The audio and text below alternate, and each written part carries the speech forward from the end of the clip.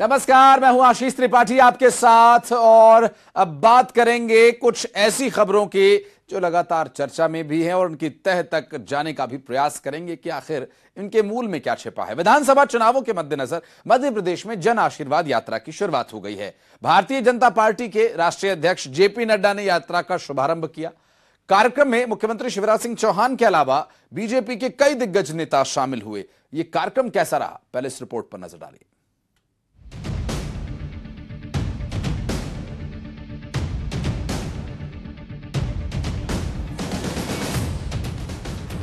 जनता का आशीर्वाद लेने के लिए बीजेपी का रथ निकल पड़ा है। सतना के चित्रकूट में आयोजित कार्यक्रम में बीजेपी के राष्ट्रीय अध्यक्ष जेपी नड्डा ने रथ को हरी झंडी दिखाकर रवाना किया। सभा को संबोधित करते हुए उन्होंने कहा कि हम जनता को बताएंगे कि 20 साल पहले मध्य प्रदेश कैसा था और 20 साल बाद आज मध्य प्रदेश कैसा है, कितना परिवर्तन हुआ, कैसे मध्य प्रदेश आगे बढ़ते हुए उत्तम प्रदेश बन रहा है।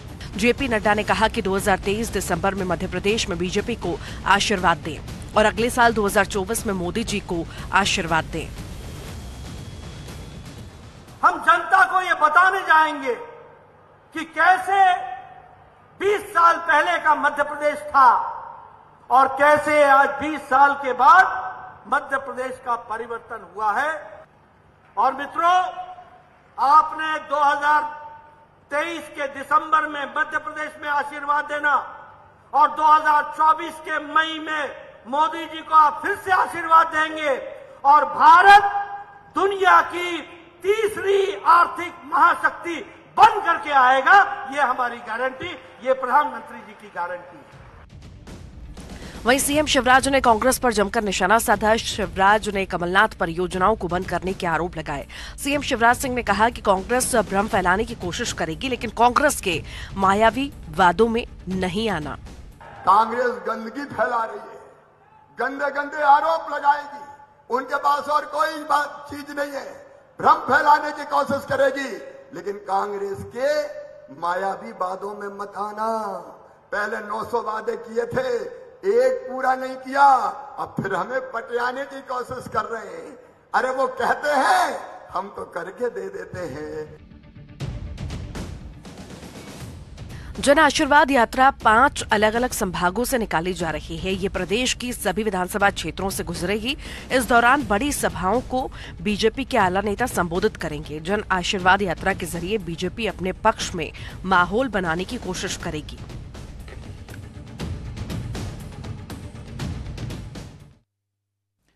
और भारतीय जनता पार्टी की जन आशीर्वाद यात्रा शुरू हो गई है। दूसरी तरफ उमा भारती ने निमंत्रण न मिलने पर नाराजगी जताई। उधर उमा भारती की नाराजगी पर कांग्रेस ने बीजेपी पर हमला बोला और बड़े नेताओं की अनदेखी करने का आरोप लगाया। चित्रकूट से बीजेपी ने जन आशीर्वाद यात्रा की शुरुआत कर दी है। बीजेपी के राष्ट्रीय अध्यक्ष जेपी नड्डा ने रथ यात्रा को हरी झंडी दिखाकर रवाना किया। प्रदेश के आला नेताओं के अलावा केंद्रीय मंत्री भी कार्यक्रम में पहुंचे, लेकिन इस कार्यक्रम को लेकर उमा भारती को निमंत्रण नहीं दिया गया। उमा भारती ने इस पर नाराजगी जताई और कहा कि मुझे तो अब डर है कि सरकार बनने के बाद ये मुझे पूछेंगे या नहीं। मुझे फिर नहीं बुलाया क्योंकि उनको लगता है कि अब तो हम सरकार बना लेंगे। हाँ, चुनाव प्रचार में बुलाएंगे और मैं चली भी जाऊंगी। मैं भाजपा का ही प्रचार करूंगी, मैं भाजपा के लिए वोट मांगूंगी। मुझे नहीं जाना था। वो घबराते हैं कि मैं पहुंच जाऊंगी तो सारा ध्यान मेरी तरफ चला जाएगा। नहीं, मुझे नहीं जाना था। कम से कम निमंत्रण देने की औपचारिकता पूरी करनी चाहिए थी। उधर उमा भारती की नाराजगी पर कांग्रेस को बीजेपी पर निशाना साधने का मौका मिल गया। रणदीप सिंह सुरजेवाला ने बीजेपी पर वरिष्ठ नेताओं के अपमान के आरोप लगाए। भारतीय जनता पार्टी की आदत आदरणीय मित्र अपने सब नेताओं को अपमानित करने की है। मोदी सरकार ने, शिवराज सरकार ने लगातार जो भारतीय जनता पार्टी के पुराने वरिष्ठ लोग थे उन सबको दरकिनार कर दिया। उमा भारती की नाराजगी के बीच उनका वीडी शर्मा को लिखा एक पत्र भी वायरल हो रहा है। पत्र में उमा भारती ने अपने समर्थकों के लिए 19 सीटों की मांग की है। हालांकि पत्र की पुष्टि नहीं हो पाई है। ऐसे में ये कहा जा रहा है कि राजनीति में उमा सक्रिय भूमिका की चाह रखती है। उदयनिधि स्टालिन के बाद बयान सामने आया तो सीएम शिवराज सिंह चौहान ने इस पर पलटवार भी किया। सीएम शिवराज सिंह चौहान ने सोशल मीडिया प्लेटफॉर्म एक्स पर जुबानी हमला बोला और उन्होंने Indian national development inclusive alliance, Congress, DMK के मन में भारत का सनातन के लिए जहर कूट कूट कर भरा हुआ है, लिखा। और औरंगजेब और बाबर जैसे कई आक्रांता आए लेकिन सनातन की धर्म ध्वजा सदैव लहराती रही है, क्योंकि सनातन इस देश की मिट्टी में है, प्रत्येक भारतीय के दिल में है। जनता ने हमेशा सनातन विरोधियों को धूल चटाई। तो सोशल मीडिया प्लेटफॉर्म एक्स पर पलटवार उन्होंने अपने अंदाज में किया और Indian national development inclusive alliance जो बनकर तैयार हुआ है, क्योंकि एमके स्टालिन की पार्टी भी, कांग्रेस पार्टी भी इसमें जुड़ी हुई है। ऐसे में एमके स्टालिन के बेटे उदयनिधि स्टालिन का जो ये बयान सामने आया है, ये सनातन विरोधी उन्होंने कहा। और केंद्र सरकार के वन नेशन वन इलेक्शन के प्रस्ताव पर कांग्रेस के राज्यसभा सांसद दिग्विजय सिंह ने तीखा हमला बोला। दिग्विजय सिंह ने इसे भारतीय संविधान पर हमला बताते हुए कहा कि इससे पहले कभी किसी पूर्व राष्ट्रपति को ऐसा काम नहीं दिया गया, ये उनका अपमान है। दिग्विजय सिंह ने कहा कि सरकार वन नेशन वन इलेक्शन की जगह वन नेशन वन इनकम करके दिखाए।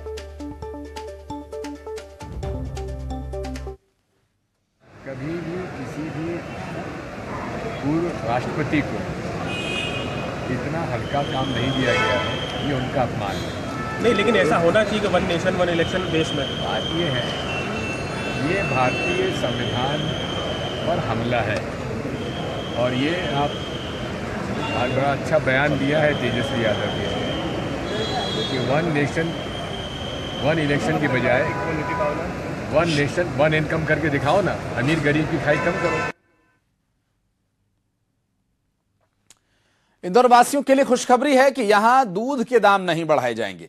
हालांकि इंदौर दुग्ध संघ ने सरकार से किसानों के लिए सब्सिडी की मांग जरूर की है। इंदौर में हर साल 1 सितंबर से दूध के दामों की वृद्धि होती है, लेकिन इस बार ये दाम नहीं बढ़ाए गए हैं। इंदौर दुग्ध विक्रेता संघ के अध्यक्ष भारत मथुरावाला ने कहा कि इस बार दूध की मांग और सप्लाई की चेन बराबर है, इसलिए दूध के दामों में वृद्धि नहीं की जा रही। इंदौर में 2 प्रमुख दुग्ध संघ हैं। दुग्ध व्यवसायी संघ ने दूध के दामों में 2 रुपए कम करने की बात कही थी। वहीं इंदौर दुग्ध विक्रेता संघ ने दामों में न घटाने और न बढ़ाने का फैसला लिया। शहर में दूध 58 रुपए प्रति लीटर के दाम पर ही मिलेगा।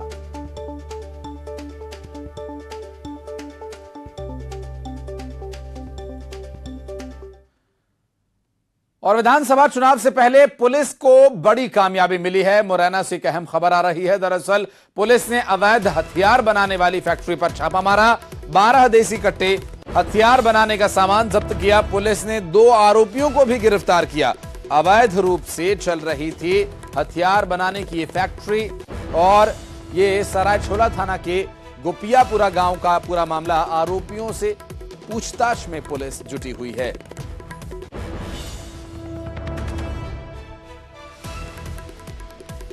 तस्वीरों में आप देख सकते हैं कि अवैध रूप से जो हथियार बनाकर रखे गए थे, कुछ पुलिस के हाथ भी लगे हैं और पुलिस ने हथियार बनाने का सामान तक भी जब्त कर लिया है। मुरैना से एक बड़ी कामयाबी कही जा सकती है। विधानसभा चुनाव से पहले पुलिस लगातार दबिश दे रही है, सतर्कता के साथ काम कर रही है और इसमें मुरैना से बड़ी कामयाबी हाथ लगी पुलिस की। और भोपाल से इस वक्त की सबसे बड़ी खबर, अवैध शराब पर बुलडोजर चलाया गया। दरअसल शराब से भरी हजारों बोतलों पर बुलडोजर चलाया गया। आबकारी विभाग ने कार्रवाई करते हुए ये बुलडोजर चलाने का काम किया। आबकारी विभाग ने 1.5 करोड़ रुपए की शराब को नष्ट कर डाला। आबकारी विभाग ने कुछ दिन पहले ही बड़ी मात्रा में अवैध शराब जब्त की थी और ये देखिए तस्वीरें जो कि सामने आई भोपाल से।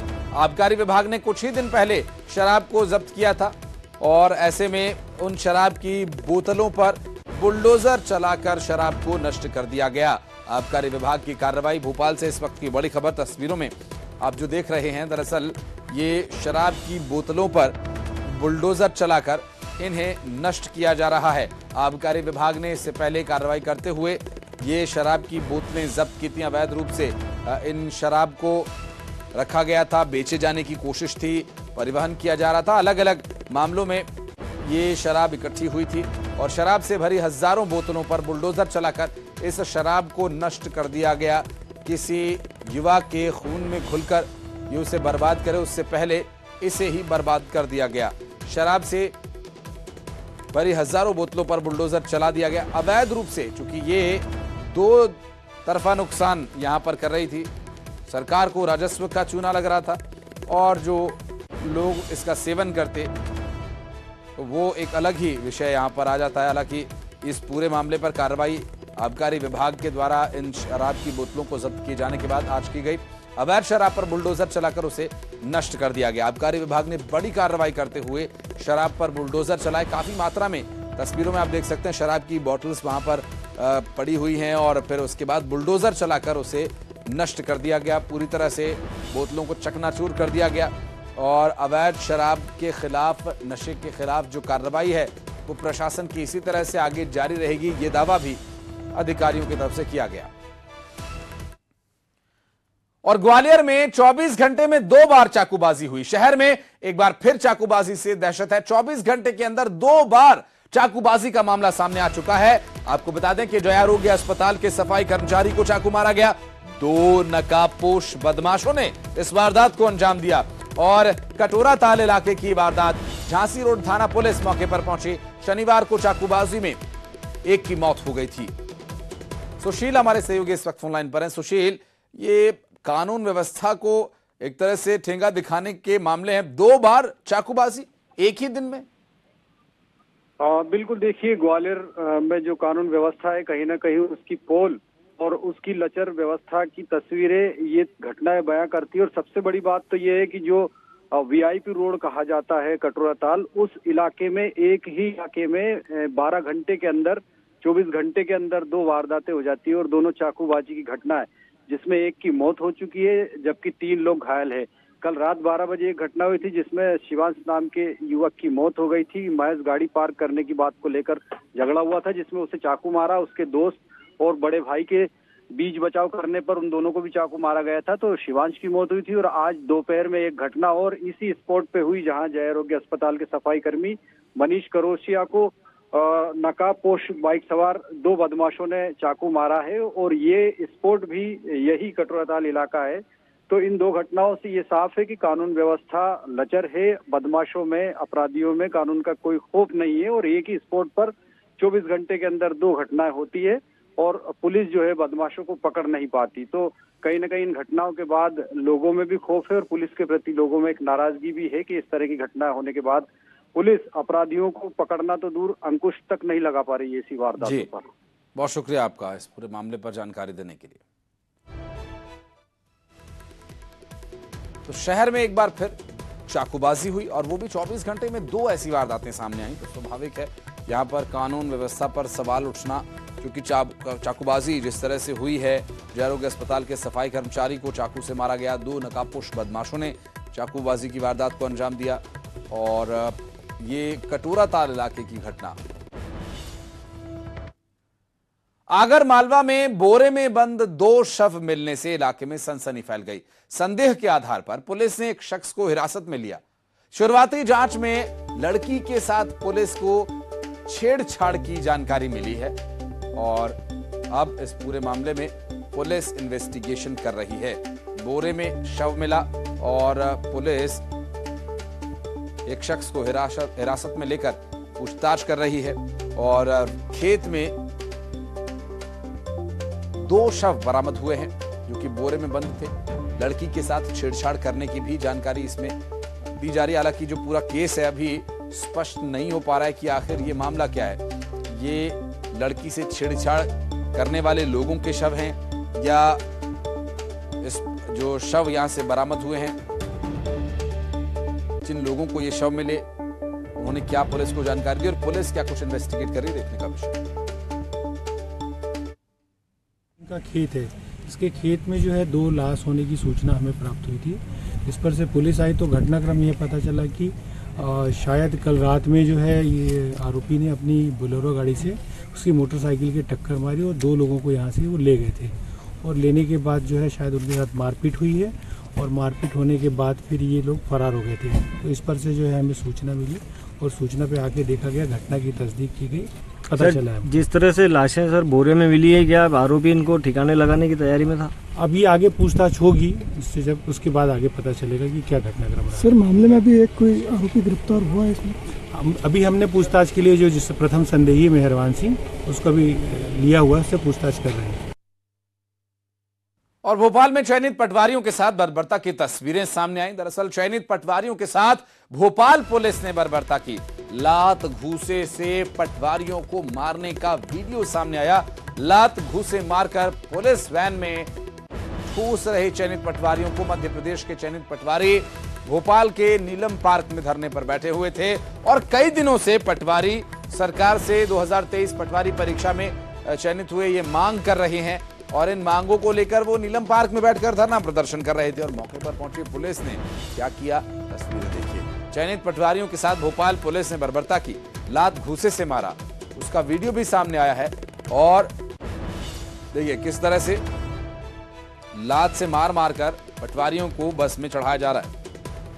भोपाल के नीलम पार्क में ये धरने पर बैठे हुए थे सभी और कई दिनों से पटवारी सरकार से 2023 परीक्षा में चयनित हुए जाने के बाद उनकी मांग जारी है और इस मांग के दौरान उनके साथ मारपीट की गई।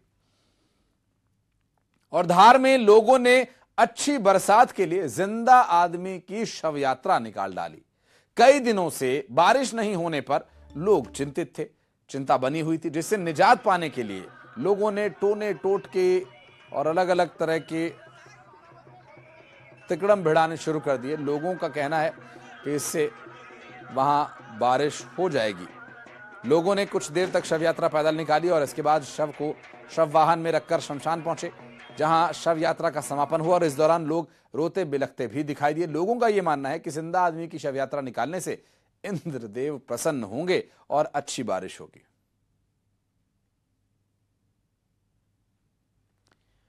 और भोपाल से बड़ी खबर आपको बता दें, जहां मुख्यमंत्री शिवराज सिंह चौहान कल सुबह बाबा महाकाल के दरबार में पहुंचेंगे उज्जैन और विशेष पूजा अर्चना करेंगे। सुबह 9 बजे महाकाल मंदिर में विशेष पूजा अर्चना करेंगे और प्रदेश में बारिश के लिए भगवान महाकाल से पूजा अर्चना करेंगे। मुख्यमंत्री शिवराज सिंह चौहान सुबह 9 बजे वे पहुंचेंगे मंदिर और बाबा महाकाल के दर पर सुबह 9 बजे पहुंचने के बाद ये एक विशेष पूजा अर्चना का कार्यक्रम है। और यहां पर मुख्यमंत्री शिवराज सिंह चौहान सुबह उज्जैन में लगभग 9 बजे महाकाल के दर पर होंगे। और किस वक्त ये पूजा होगी, क्या विधि विधान है, क्या इस पूजा का महात्म्य रहेगा जो बाबा महाकाल के दर पर पहुंचकर विशेष रूप से मुख्यमंत्री शिवराज सिंह चौहान करने वाले हैं।